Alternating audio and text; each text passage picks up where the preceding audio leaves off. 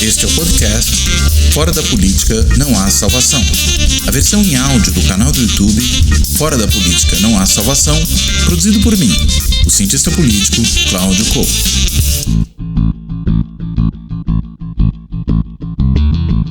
Olá! Este Fora da Política Não Há Salvação acontece numa semana super movimentada, uma semana em que nós tivemos desde o aprofundamento do casamento, namoro, essas metáforas todas matrimoniais, sexuais, afetivas que o presidente Bolsonaro gosta de usar, enfim, nesse contubérnio, podemos assim dizer, entre o Centrão e o governo Bolsonaro, com a ida do Ciro Nogueira, presidente do Progressistas, o PP, né, com 2 P's, não vamos confundir com outro partido de som parecido, né, mas enfim, do Ciro Nogueira para a Casa Civil, desalojando, né, o general Luiz Eduardo Ramos, que era até então o general na Casa Civil, um militar na Casa Civil, por mais paradoxal que isso possa parecer.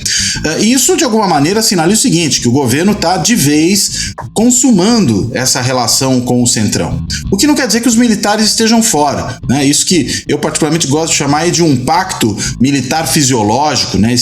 Essa mistura entre militarismo e fisiologismo do Centrão, isso está ainda presente nesse governo, mesmo com os militares nessa hora agora perdendo um pouco de espaço, perdendo, digamos, um lugar central na máquina pública, que é a Casa Civil, que coordena as atividades do governo, ainda mais com uma figura que é presidente de partido, acho que é importante ressaltar isso, que é um dos próceres aí do Centrão no Congresso Nacional, no Senado, é um daqueles que compõem ali a bancada de defesa do governo Bolsonaro na CPI da Covid, ainda que permaneça a maior parte do tempo meio na moita, meio calado, às vezes nem aparece nas sessões da CPI, mas agora, enfim, vai pro governo. E é bom dizer, né, o Ciro Nogueira, que há algum tempo atrás ainda, às vésperas da eleição presidencial de 2018, quando ele apoiou Lula e depois Fernando Haddad, disse que Bolsonaro era fascista. E agora vai ser lá o chefe da Casa Civil do fascista, segundo as suas próprias palavras, mas o presidente Bolsonaro, que diz que inclusive nasceu no Centrão, tem origem aí, que Centrão é um termo pejorativo para se referir a esses partidos dos quais ele próprio sempre foi parte, né? O partido no qual ele mais tempo esteve lá foi o Progressistas, que foi mudando de nome ao longo do tempo, mas enfim, sempre foi o mesmo partido, sempre manteve o mesmo número de urna, inclusive, número 11, talvez esse seja um bom guia para a gente perceber por quantos partidos realmente Bolsonaro passou, e a gente vai ver que ele ficou mais tempo mesmo, foi no Progressistas, mas enfim, o Bolsonaro falou que sempre foi Centrão, que não tem nada demais, de modo que aquela cantoria do general Heleno, dizendo que se gritar pega Centrão não fica um, meu irmão, pelo jeito, isso são águas passadas, assim como o fascismo do Bolsonaro são águas passadas, enfim, assim como o Lula, melhor presidente que o país já teve também, segundo Ciro Nogueira, tudo isso são águas passadas, pelo menos até a próxima eleição, né? A gente sabe que o Centrão ninguém compra, só aluga. Mas enfim, para tentar entender essa imensa confusão, que acontece também quando o general Braga Neto ameaça, né, quer dizer, vem à tona essa ameaça que ele desferiu contra as instituições democráticas, dizendo que ou o capricho presidencial e pelo jeito militarista também do voto impresso e auditável, que na realidade significa pura e simplesmente voto impresso, porque ele já é auditável hoje. Se isso não for aprovado, não tem eleição. Isso veio a público, vazou, ele soltou uma nota um tanto quanto a nota, né, que quando tentou ler, inclusive teve uma imensa dificuldade de ler, parece que os membros desse governo têm uma certa dificuldade com a prática da leitura, sobretudo quando ela tem que ser transformada em fala, mas enfim, o general Braga Neto disse que na realidade não usa intermediários, que ele fala diretamente, mas não chegou exatamente a negar que tenha desferido essa ameaça. As respostas também do presidente da Câmara foram ali um tanto quanto ambíguas. O fato é, talvez tenha ficado feio, mais uma vez, para os militares, esse tipo de ameaça desferida contra a democracia.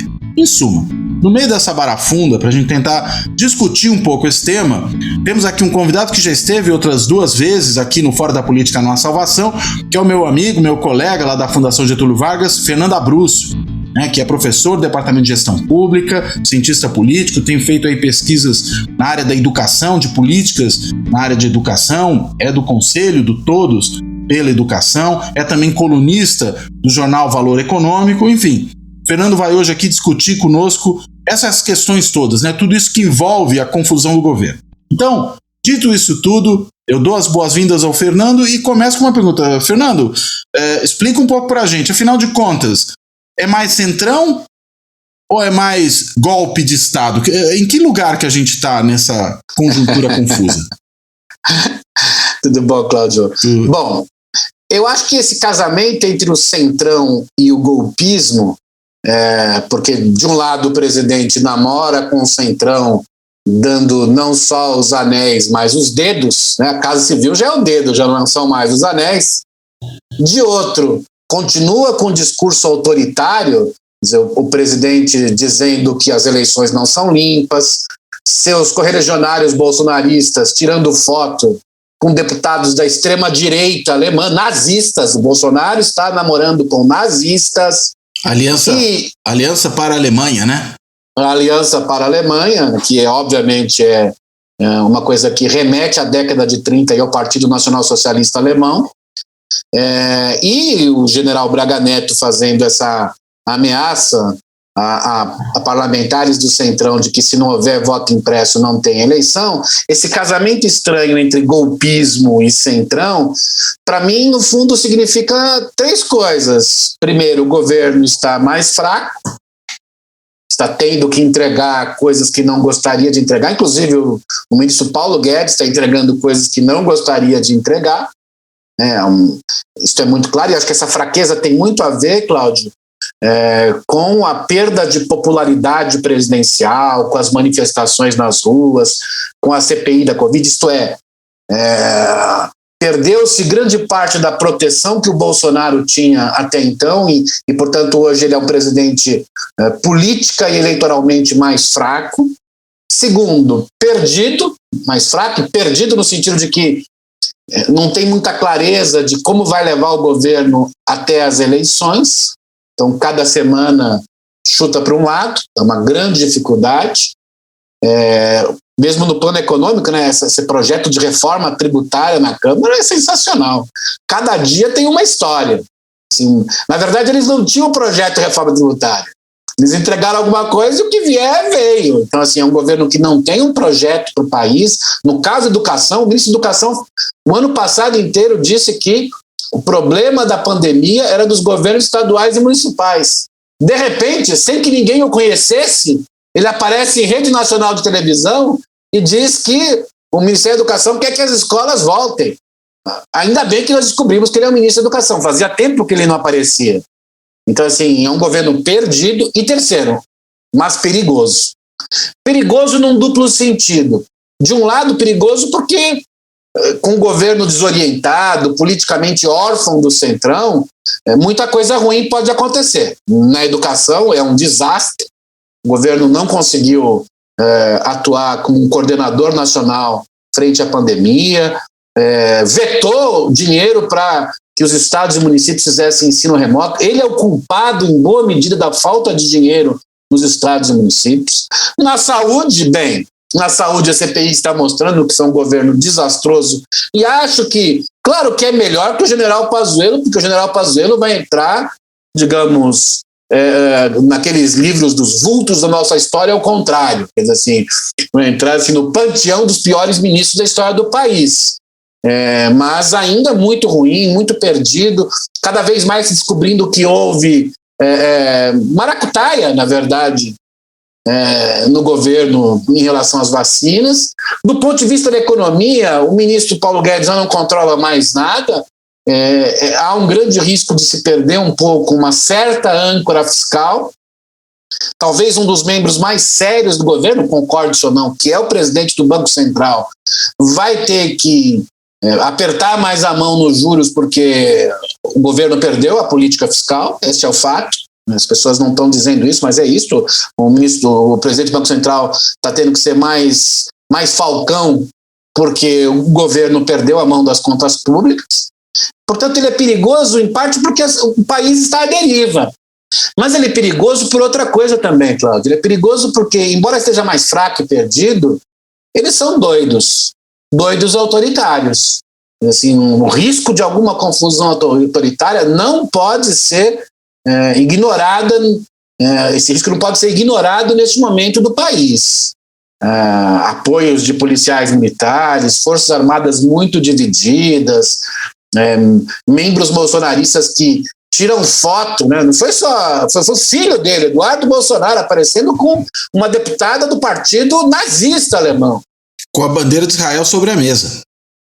O que me parece uma coisa, quase uma surreal. maldade. É uma maldade. Quer dizer, estar com alguém do partido nazista com a bandeira de Israel na mesa é uma maldade. É um desrespeito com aqueles que sofreram com o Holocausto. Então, eles são doidos. Então, sendo doidos, são perigosos. São evidentemente perigosos. A ideia de, mas eles estão mais fracos, né, podem perder cada vez mais polaridade, logo vão ser café com leite, como se dizia na brincadeira de criança. Eu não os trataria desse modo.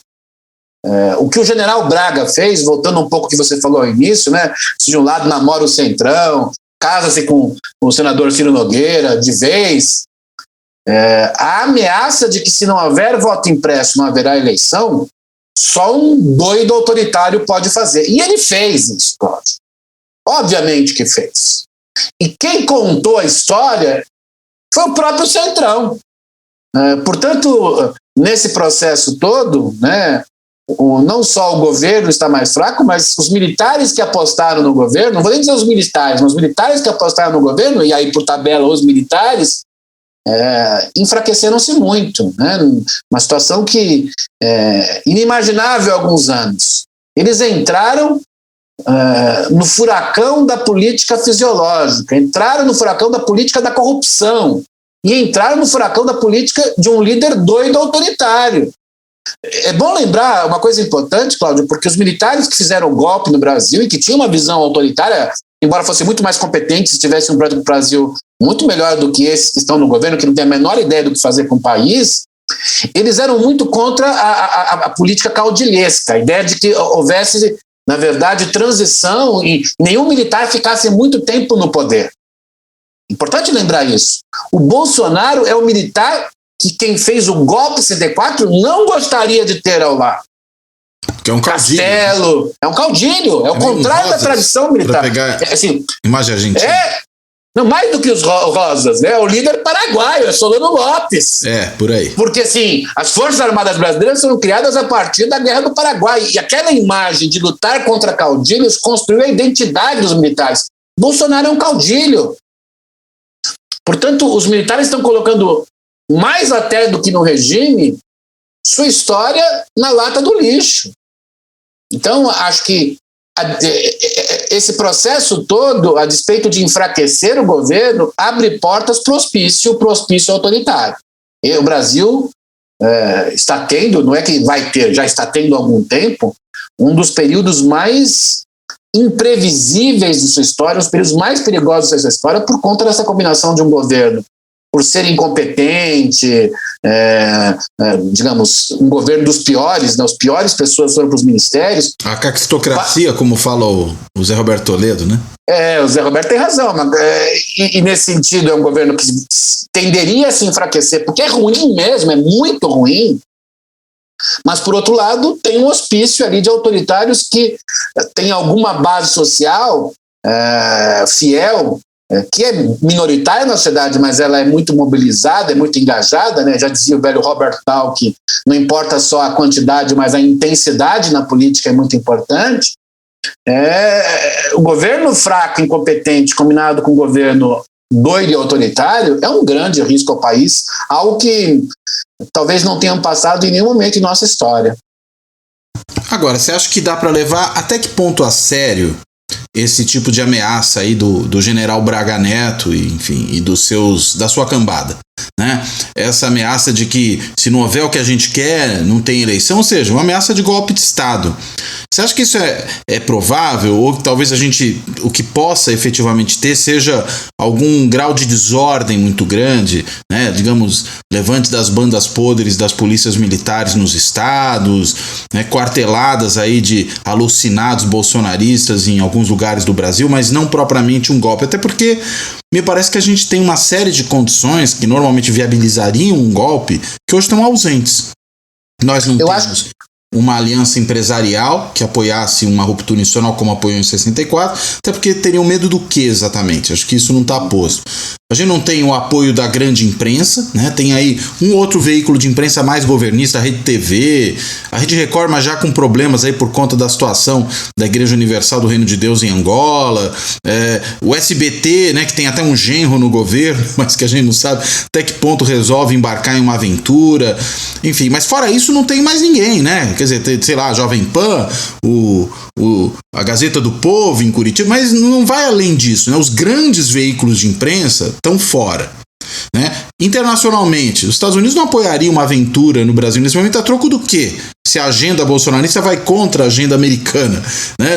Ou seja, parece que não tem muita condição de dar um golpe sustentável, mas talvez tenha condição de produzir muita confusão e até violência, né? Olha, eu acho que eles não têm condições de fazer uma blitzkrieg, um golpe rápido e que tome o poder e que comande o país, porque não há condições internacionais. Lembrando uma coisa que eu acho que é importante, Cláudio, diz assim, o Biden não vai aceitar uma segunda Venezuela nas Américas. Não vai aceitar. Isso é inaceitável. Veja o quanto ele está sendo duro com Cuba. Eu acho que não vai aceitar. Aí eu acho que vai ser a questão geopolítica mais importante, digamos, nas Américas, desde Cuba. Acho que seria nesse sentido, muito mais que Venezuela ou outras crises. Então, a Europa vai nos criar boicote. A Europa vai criar boicote aos nossos produtos. Nós vamos ter um impacto econômico. E a China não vai nos apoiar se virarmos autoritários, afinal, o presidente disse que o Covid é o vírus chinês. Então, assim, desculpa, não tem de onde se apoiar internacionalmente. E nacionalmente, como você falou, acho que não tem apoio em empresários, não tem apoio na mídia, não tem apoio na maior parte da classe média, o funcionalismo público quase todo contra o governo por conta de uma série de erros. As ruas, se hoje houvesse... No sábado, diz assim, quem quer apoiar o Bolsonaro vai no sábado às ruas e quem quer contra vai no domingo às ruas. A diferença seria gigantesca contra o Bolsonaro. No início do governo, não. Então, assim, ele não tem aonde se ancorar.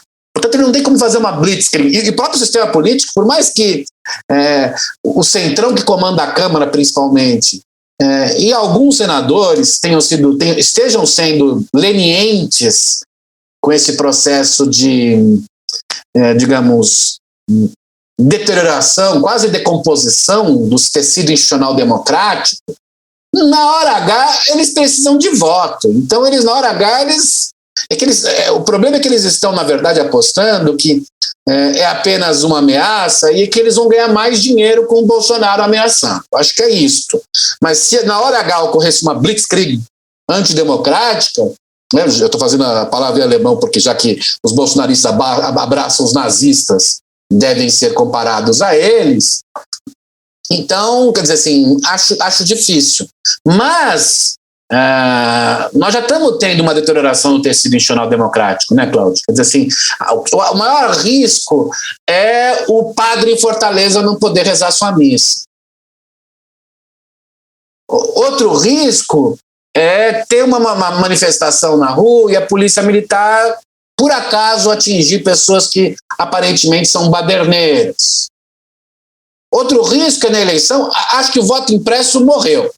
Já escrevi isso há 3 semanas, já morreu faz um certo tempo, porque o Centrão e os partidos perceberam que aquilo era uma forma de fragilizar os partidos. Mais do que tudo era isso. Então, o que pode ocorrer na eleição é atos terroristas. Nunca se esqueça, Cláudio, que esse grupo que está no poder, incluindo os militares que apoiam o Bolsonaro, são os derrotados de Geisel. Sempre digo isso.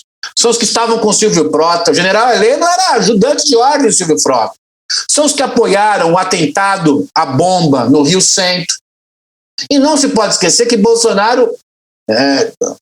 digamos, era para ter sido expulso da corporação militar, não foi, houve um acordo, mas o que levou a isso não foi seu artigo na revista Veja pedindo maiores salários, foi a descoberta de um plano de um ato terrorista. Portanto, eu não duvido que eles façam atos terroristas fragmentados, eles próprios ou seus malucos que seguem o bolsonarismo. Porque daqui até as eleições, nós temos muitas pedras no meio do caminho. Tem uma CPI que vai descobrir um monte de maracutaia no Ministério da Saúde, um monte de maracutaia, e, portanto, por mais que reduza a incidência da doença, e está reduzindo muito lentamente no Brasil, muito mais lentamente do que outros países, Isso vai criar um choque muito grande.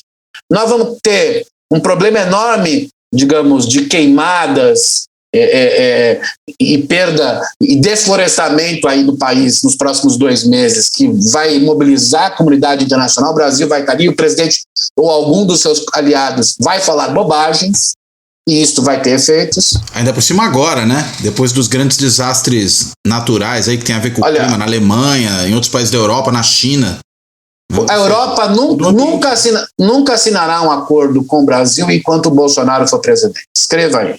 Então isso vai ter um impacto brutal. Muitos consumidores estão se mobilizando, principalmente na Europa, mas em alguns estados americanos, para boicotar produtos brasileiros. Então, assim, isso vai ser uma outra. Uma terceira crise. O ministro Alexandre de Moraes vai soltar até o final do ano o resultado de um processo que provavelmente levará à prisão de bolsonaristas.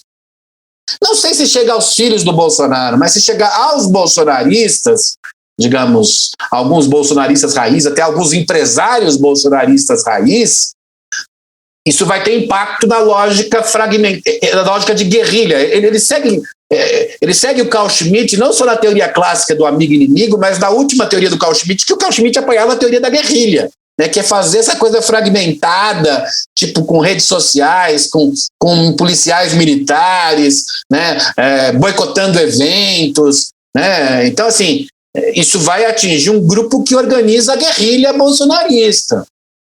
Então, se a gente vai... Estou dando peguei 3 fatos, assim, isso vai piorar a polaridade do presidente até o final do ano. O que vai acontecer com o Centrão? Vai pedir mais, Cláudio. Alguém tem dúvida disso? Então, eu não acredito numa blitzkrieg, num golpe clássico. Mas, dado todo esse processo, eu acredito que eles consigam fazer uma coisa... O bolsonarismo é o trabalho das traças. Então, eles vão comendo... em pouquinho, o tecido institucional democrático. É isso que eles fazem. E eles têm uma parte do bolsonarismo formada por gente com um espírito terrorista. A gente não pode ignorar isso. Não pode ignorar isso. O que se fez na igreja em Fortaleza é terrorismo. O que se fez com aquela menina que tinha sido estuprada e queria abortar porque... nem maior de idade era, num hospital, é terrorismo. Aqueles deputados que invadiram hospitais em meio a um momento terrível da Covid, isso é terrorismo. Então, esse pessoal, e quando fazem a ameaça do voto impresso, eles fazem com terrorismo. Leia as redes sociais bolsonaristas nos dias que estamos agora. É tudo terrorismo. Então, assim, por mais que eles não tenham condições de fazer um grande golpe, eles têm condições de fazer terrorismo. E isso tem impacto sobre a democracia, isso tem impacto sobre a nossa sociedade. Esse método terrorista nos levou a ter muito mais mortes de Covid do que provavelmente nós teríamos. Esse método terrorista está destruindo educação, cultura, área ambiental, tornou o Brasil um país pária na ordem internacional. Portanto, os perigos do bolsonarismo já estão aí.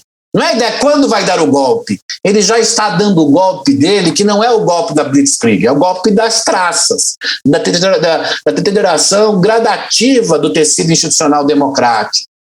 E isso está custando muito caro ao país. Se nós conseguimos, em 2023, ter alguém que siga de fato a democracia, vai ter um trabalho enorme para reconstruir o que foi destruído. Portanto, não se trata de se perguntar apenas quando haverá o golpe. O golpe como blitzkrieg é muito difícil de ser feito, mas o golpe como no método das traças já está sendo feito desde que Bolsonaro chegou ao poder. E essa questão do voto impresso, inclusive, né, é uma armadilha também por uma razão, né? Fico imaginando aqui. Suponhamos que fosse aprovado o tal do voto impresso, que o cidadão olhasse ali, visse se o que ele digitou na urna está no papel. Bastaria você espalhar aí umas 50, 100 pessoas pelo país que gritassem, olha, está diferente do que eu votei. Você ia produzir um tumulto generalizado que ia lançar uma dúvida imensa sobre a eleição. Nem precisava muito mais do que isso, né? E me parece que essa é uma das armadilhas, né? Você percebe que você vai perder a eleição, você espalha gente para dizer que o que está saindo na impressão não é o que você votou. E aí pronto, você cria uma confusão imensa, né? Você produz aí espaço e pretextos para uma onda de violência e mela a eleição. Me parece que é essa a intenção clara, né, que está posta. O objetivo é confusão. O bolsonarismo é confundir para governar.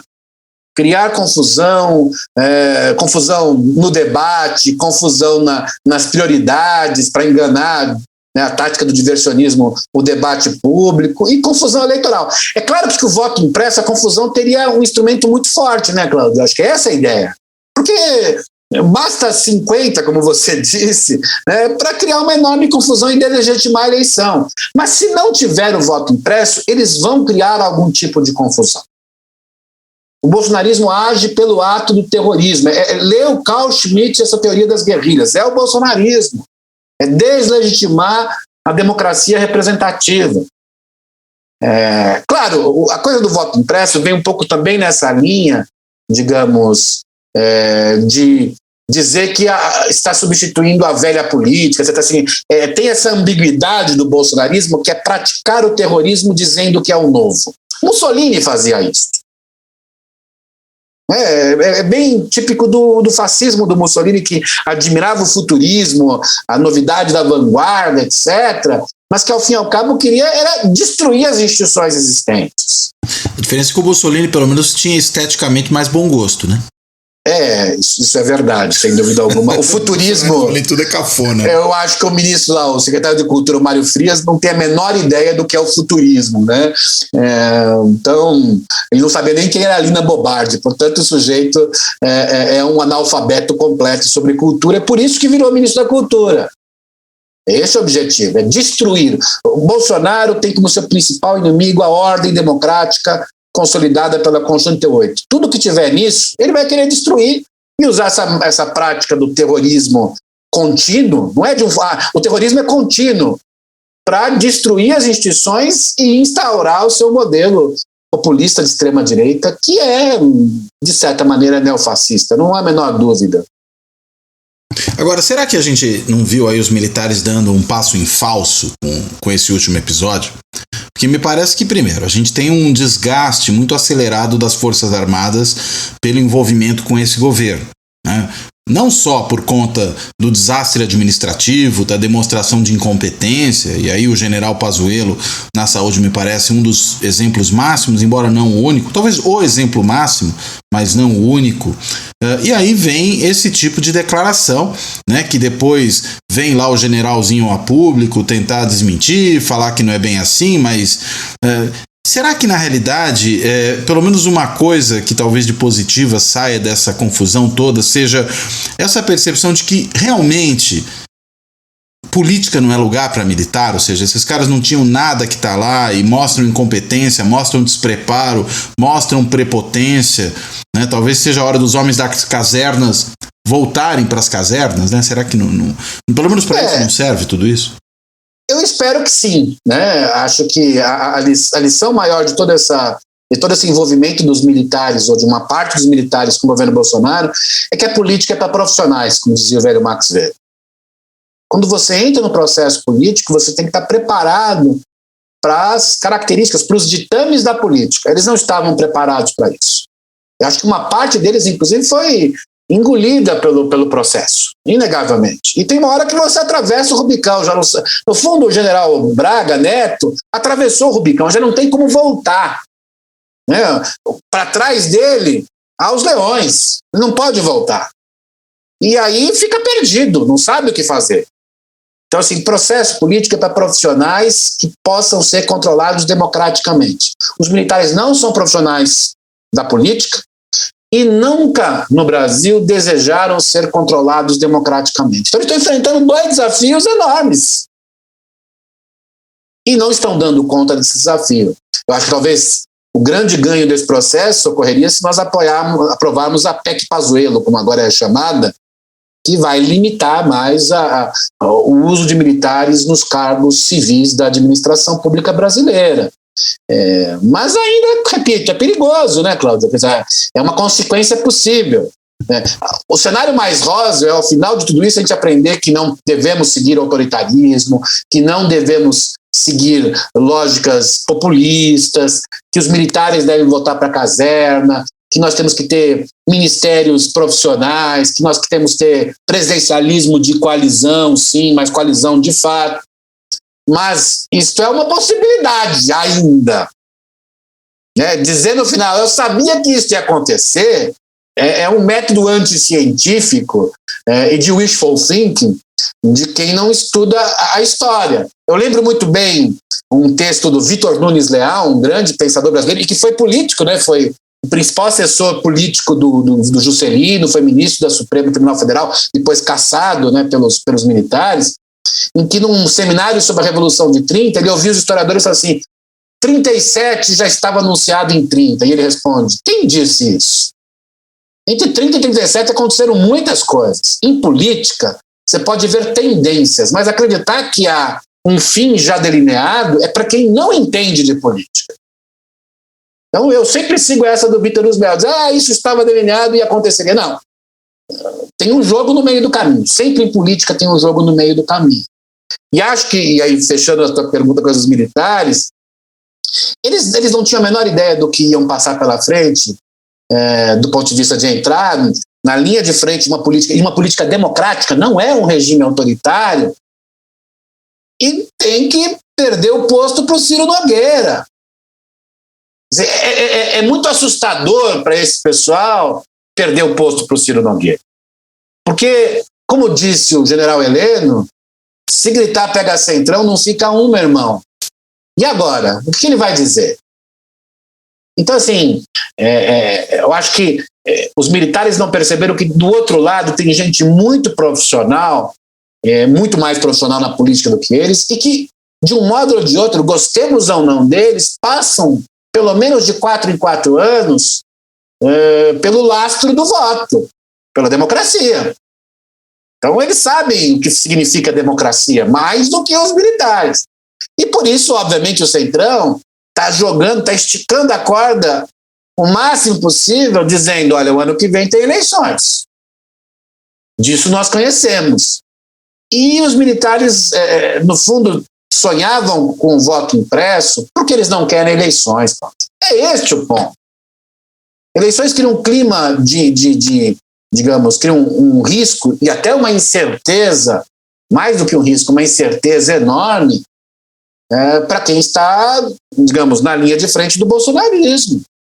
Então eles não querem eleições, mas o Centrão quer eleições. Essa é a diferença entre eles. É claro que é eleições com as melhores condições possíveis, com fundão com quase 6 bilhões de reais, tendo um orçamento secreto, digamos, de quase 30 bi. É sensacional. O Fernando Henrique não deu isso para eles, o Lula não deu isso para eles, a Dilma menos ainda. O Temer deu bastante, mas também não deu isso para eles. Então, assim, eles estão ganhando tudo.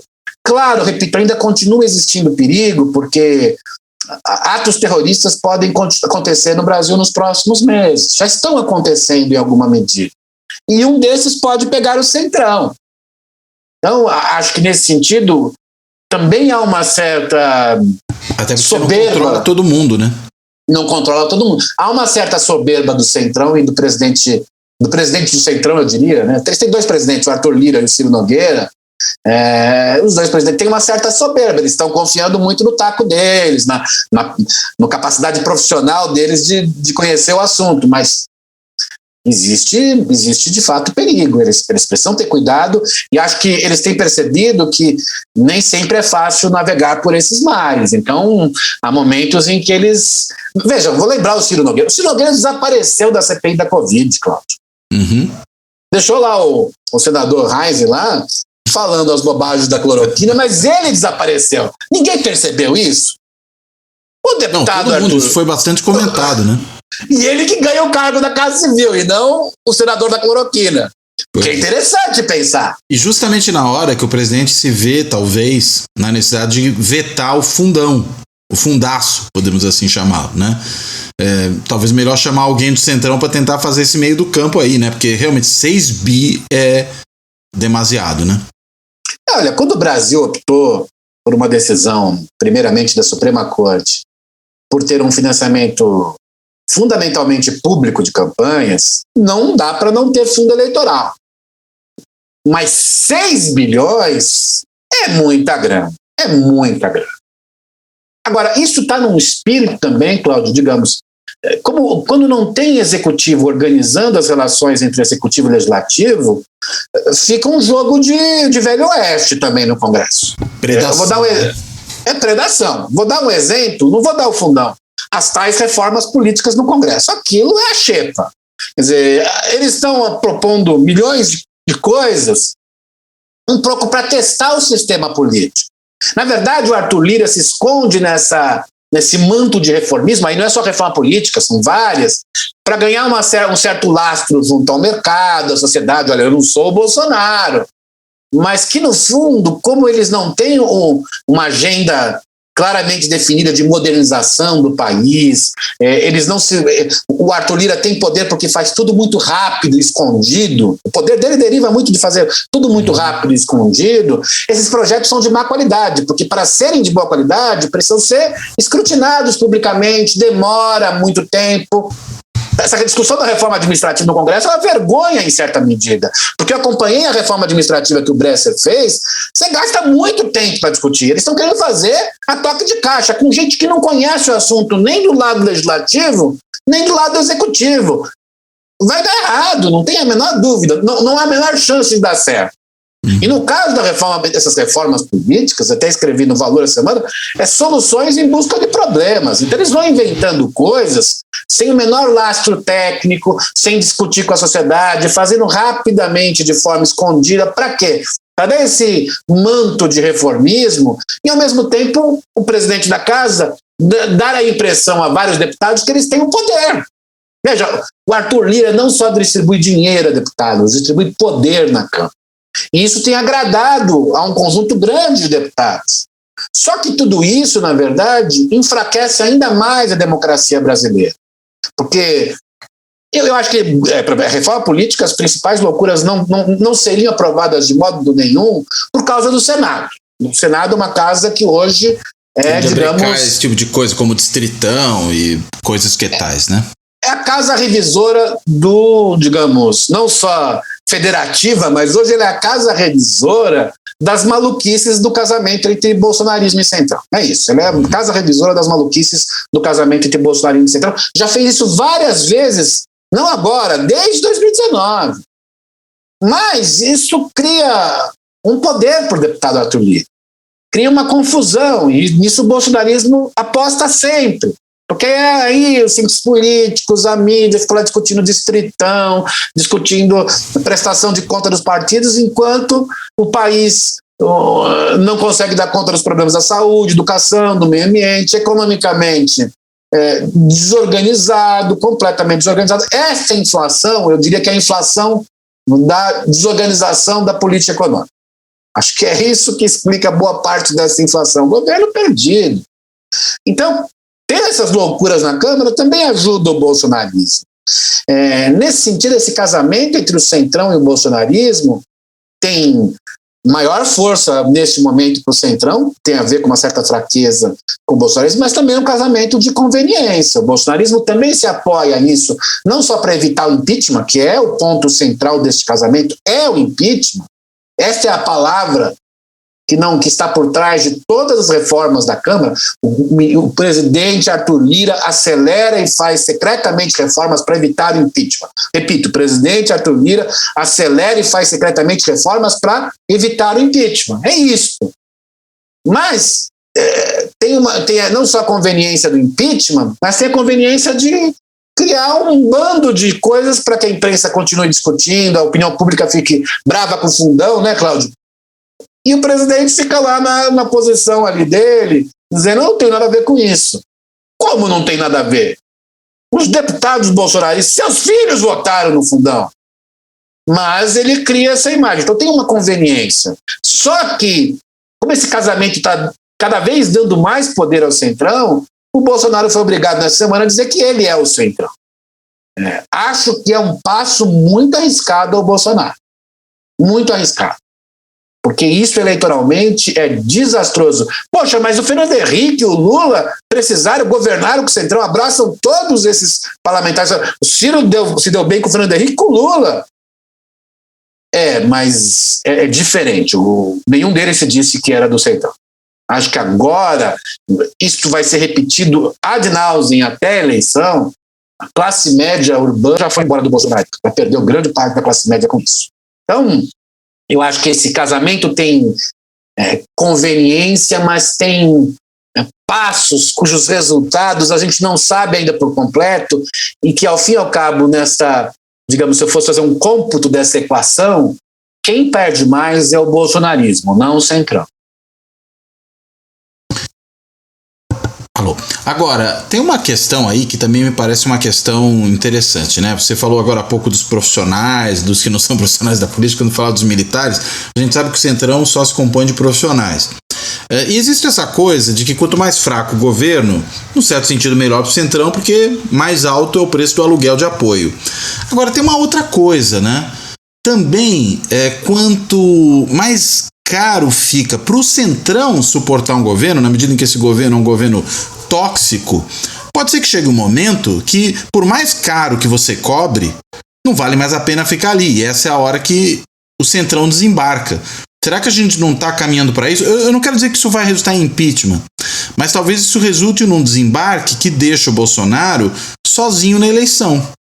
O que coloca em dúvida essa possibilidade dele ir ou não para o PP, que agora está se sinalizando, né? Mas enfim, pode ser também cristianizado no PP, né? Pode ser candidato pelo partido e o pessoal do partido corre para outro lado. Esse casamento depende de uma série de consequências e resultados até pelo menos abril do ano que vem. O Centrão tem um calendário muito claro.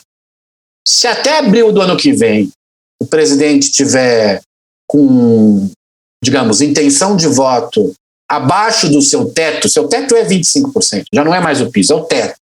Estiver abaixo disso, o Centrão pode desembarcar de várias maneiras. O Centrão nunca desembarca de uma maneira só, pode desembarcar de várias maneiras. Veja o próprio Ciro Nogueira, vai virar chefe da Casa Civil. Se ele quiser ser candidato a governador, ele tem que se desincompatibilizar em abril. Há várias maneiras de se desincompatibilizar. Uma delas é se desincompatibilizar dizendo sou o candidato do bolsonarismo, outra é eu tentei arrumar e não deu certo e apoio o Lula para a eleição presidencial. Não duvidem disso. Outra é ele perceber que o governo foi para o buraco, mas que ele tem algum poder ainda ali, digamos, de barganha clientelista, e fica até o final do governo, não concorre mais, porque sabe que o candidato apoiado por Lula no Piauí, onde o Lula tem mais de 60% das preferências eleitorais, vai ganhar. E aí, como brincou um parlamentar do próprio Centrão essa semana, ele já faz a transição para o governo Lula, quem sabe continua como chefe da Casa Civil. Então, assim, o Centrão tem vários caminhos aí. Mas você tem toda a razão, eles têm um prazo, até abril. Até abril, porque tem um processo de desincompatibilização, eles vão ver onde... Muita coisa, né? A gente tem o PP, mas tem o PL, mas tem o PSD. O PSD já desembarcou, pelo jeito. Já completamente. Aliás, eu não acredito, soltaram, isso aí claramente foi colocado pelo PP. Nesse momento o PP está com grande poder no processo político, a ideia de que haveria uma fusão entre PP, PSL e DEM, não há a menor chance disso ocorrer. O PSL vai ter muito dinheiro do fundão. O presidente do PSL não vai abandonar isso. Ele é um profissional da política, concorde-se ou não com ele. Então ele vai gastar esse dinheiro para o seu partido. O DEM é muito dividido. E como a maneira como se organizam os partidos no Brasil, o presidente do partido tem um enorme poder. Nós temos colegas, o Fernando Guarnieri, que estudam isso. E assim, o poder, basta lembrar da família Jefferson, digamos assim, há quantos anos domina o PTB. O ACM Neto não pode se juntar com o PP, porque é o seguinte, na Bahia, quem estiver com o Bolsonaro perdeu a eleição a governador, a não ser que ele mude de anseio político, mas acho muito difícil. Portanto, isso aí foi plantado, né, pelo PP. Aliás, o PP essa semana só plantou notícias para a alegria dos jornalistas. Né? O senador Ciro Nogueira e o deputado Arthur Lira estão muito bem, digamos, como fontes da imprensa. Mas não há a menor chance de ocorrer isso. E o PSL vai buscar um outro caminho, O PL do Valdemar Costa Neto tem muitos caminhos. Hoje, um dos maiores opositores ao Bolsonaro da Câmara é o vice-presidente da Câmara, que é do PL. Que já foi do PCdoB, né? Outra encarnação. O PL tem muitos outros caminhos. Eu acho até que o próprio PP, por ser muito grande, tem muitas diferenças regionais. Tem alguns lugares do Nordeste que o PP não vai ficar muito longe do lulismo. Tem outros lugares do país que o PP é mais próximo do PSDB. Nós temos em São Paulo tem um deputado, o Fausto Pinato, do PP, que é anti-bolsonarista. Assim, eles assim, não gostam de ter candidato presidencial porque eles apostam em várias... Eles não botam todos os ovos numa mesma cesta. Eles seguem a teoria do Stiglitz, na verdade. Né? Eles sabem o que é fazer um bom investimento político. Talvez um dos partidos mais representativos, o que esteja mais próximo do bolsonarismo é o PTB, porque o Roberto Jefferson dominou, mas olha, o PTB hoje tem 10 deputados, Cláudio. Esvaziou-se. É um partido quase em extinção. Em São Paulo, as suas principais lideranças saíram do PTB. Então, assim, a deputada Luísa Canziani, lá no Paraná, está sendo humilhada pelo partido, assim, virou um partido de uma seita política neofascista, o PTB é isso, uma seita política neofascista comandada pelo Roberto Jefferson. Então, assim, isso pode caber. Mas cobre as apostas, né? Exatamente. Está no processo de uma espiral de radicalização, que é uma coisa... Para o Roberto Jefferson, ele já apostou num golpe que em algum momento vai se efetivar. Não tem mais saída. Ele também já atravessou o Rubicão. Então, ali, agora, Bolsonaro no PP vai ter impacto eleitoral para o Bolsonaro. Nos próximos meses, pode ser que isso comece a atingir mais, ele comece a perder popularidade. E se o PP percebe que o Bolsonaro já não é mais aquele, ele vai ter uma outra postura. E é bom lembrar, além do Lula e além do Bolsonaro, haverá outros candidatos e esses outros candidatos vão ter voto. Ciro Gomes vai ter voto. Talvez haja mais de uma terceira via. E isso, juntando o Ciro Gomes e esses outros candidatos, eles podem ter 30%, 40% dos votos. Pode ser que eles não consigam chegar ao segundo turno, mas isso significa matematicamente que o bolsonarismo, se chegar ao segundo turno, vai chegar próximo da casa, no máximo, dos 25%. E, portanto, e o Bolsonaro sabe disso. Portanto, a única chance dele é confusão e terrorismo. Ancorar-se no curto prazo no centrão para não ter impeachment e no médio e longo prazo apostar na confusão e no terrorismo. Esse é o projeto do bolsonarismo hoje do ponto de vista político. E o centrão, no curto prazo, né, é o teu ponto, no curto prazo eles estão ganhando. Curto prazo é o segundo semestre de 2021. Começa o primeiro semestre de 2022 e eles começam a perceber a perda de polaridade do presidente, surgimento de candidatos de terceira via, confusões regionais, porque não se esqueçam, né? Não dá para esquecer, Cláudio, que no plano regional tem candidatos malucos do bolsonarismo, e eles vão bater de frente com os amigos do Ciro Nogueira e do Arthur Lira. E aí esse pessoal fala assim, poxa, não dá, o maluco aqui, o maluco acolá, não dá para a gente seguir esse pessoal. Em Santa Catarina, o senador Jorginho, que é um dos mais governistas com o CPI do Covid, talvez tenha problemas lá com bolsonaristas. Veja que coisa interessante. Então, no Rio Grande do Sul pode acontecer a mesma coisa. Eles vão se dividir lá no Rio Grande do Sul, não vão ficar todo mundo junto. Então, num cenário como esse, o PP pode falar assim, olha, presidente, a gente continua te apoiando no Congresso, mas não vamos ter candidato presidencial, cada um vai para o seu lado, em alguns lugares nós vamos ser mais bolsonaristas, em outros menos. E aí pode chegar um cenário em que o presidente Bolsonaro concorra por um partido menor, com menor expressão, não tem uma grande coligação, e o cenário dele, a única possibilidade é apostar num segundo turno raspando, sendo anticomunista ao máximo, que quer que seja o anticomunismo no mundo de hoje, e apostando contra o Lula, mas apanhando de todas as terceiras vias que podem vir por aí. Portanto, assim, é um candidato...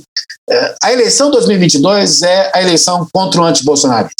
Uma eleição de 2018 foi contra o antipetismo, essa é contra o antibolsonarismo.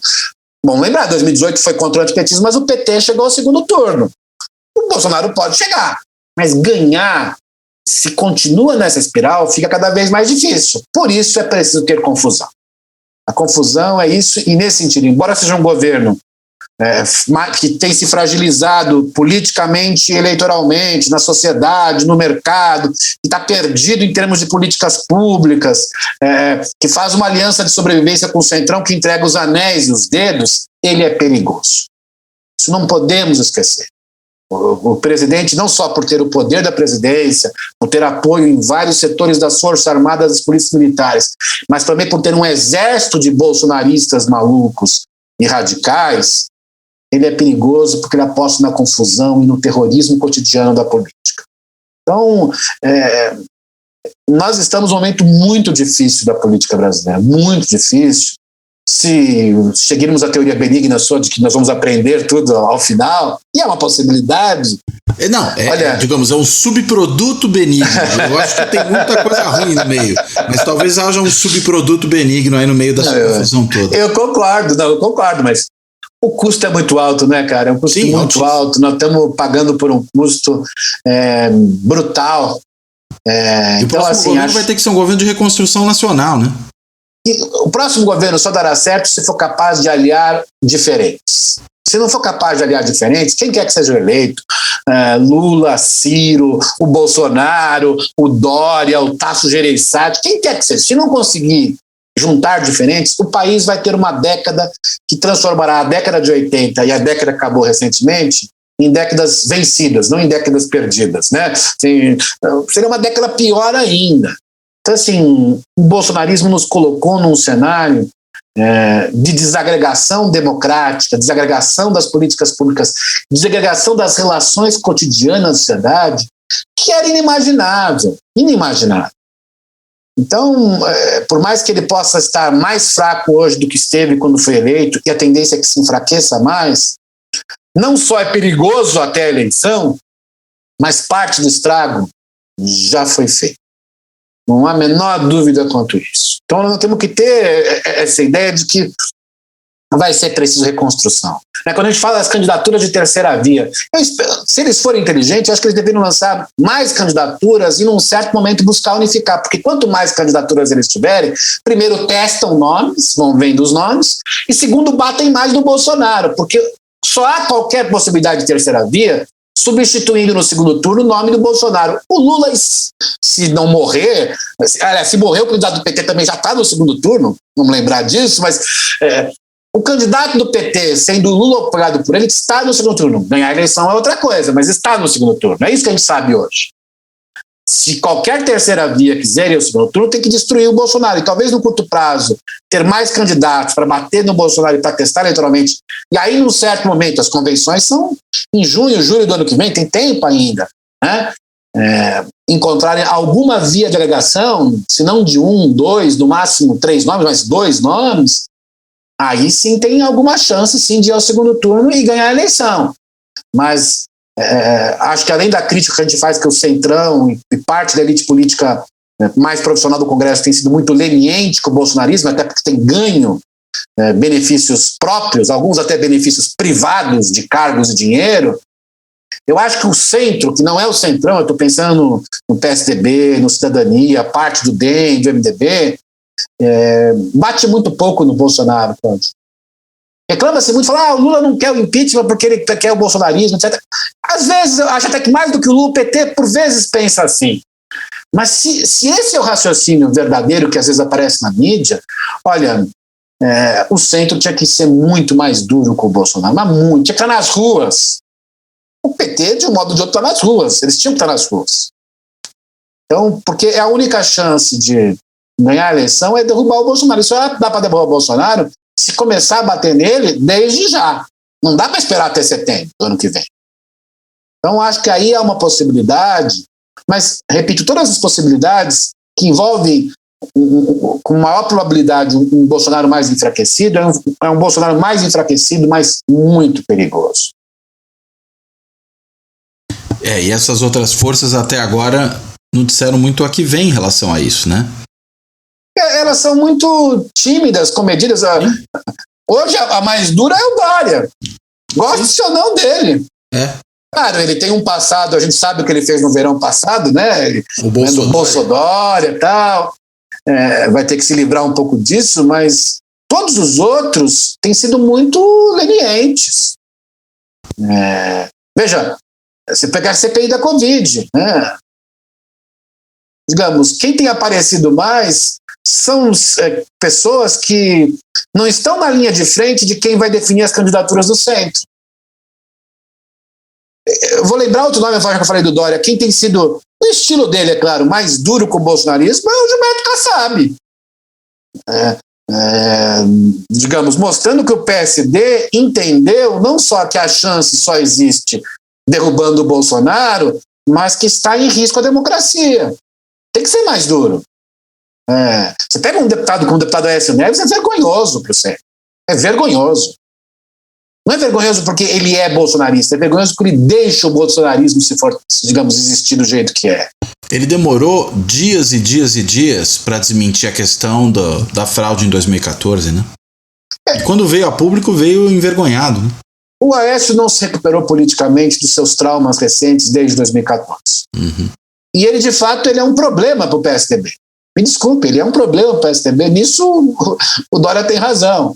Ele é um problema, porque só atrapalha a estratégia. Hoje, o PSDB tinha que estar na linha de frente, nas ruas, batendo no bolsonarismo para disputar com o PT, se assim eu quiser. Mas enquanto não fizer isso, dizer que é contra um e contra outro, é um discurso que pode valer quando você tem 20% das intenções de voto. Quando você tem 4, 5, 6, 7% das intenções de voto, você tem que escolher um.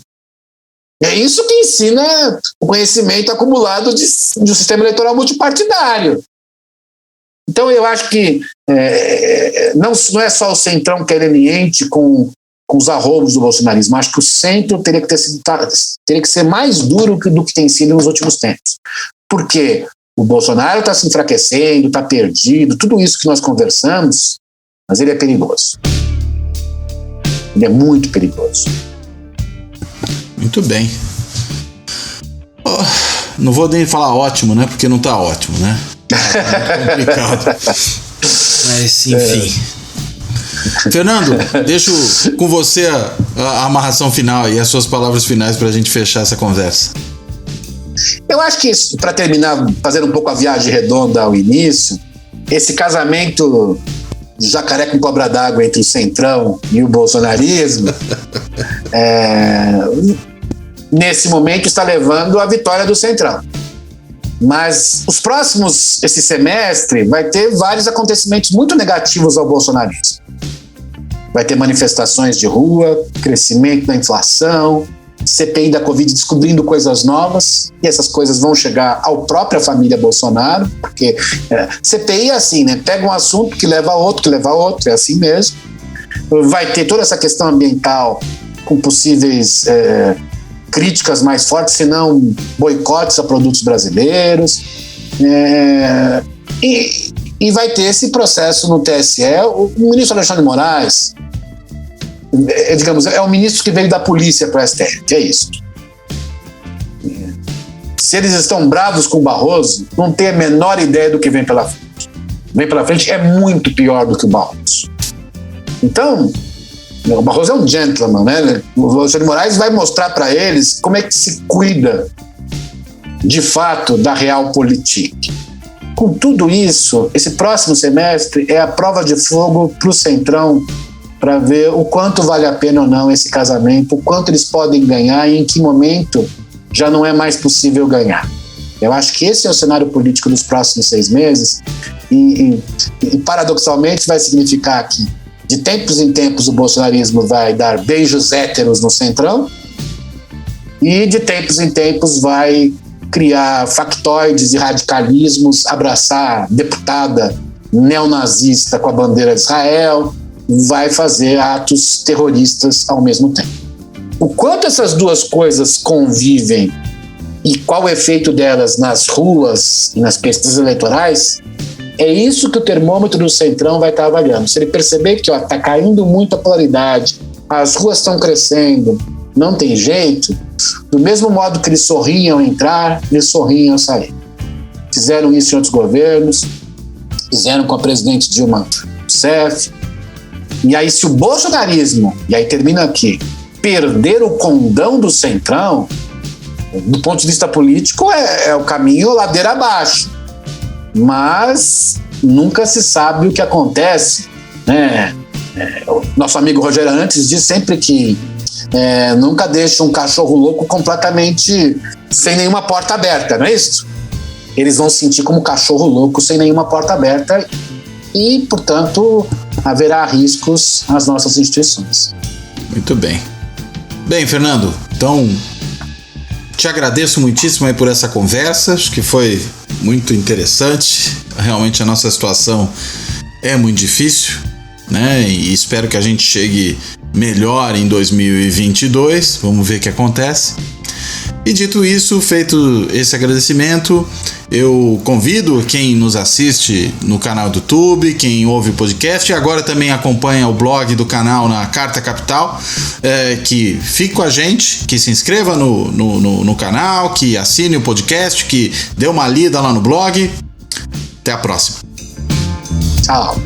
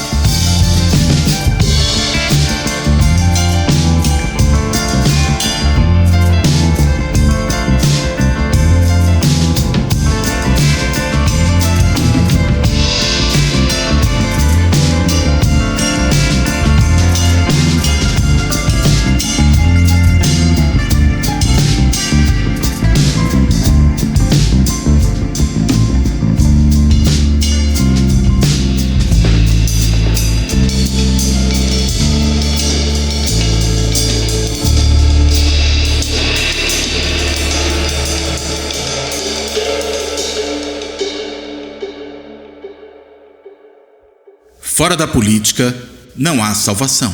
Um podcast para discutir política. Também disponível no canal do YouTube.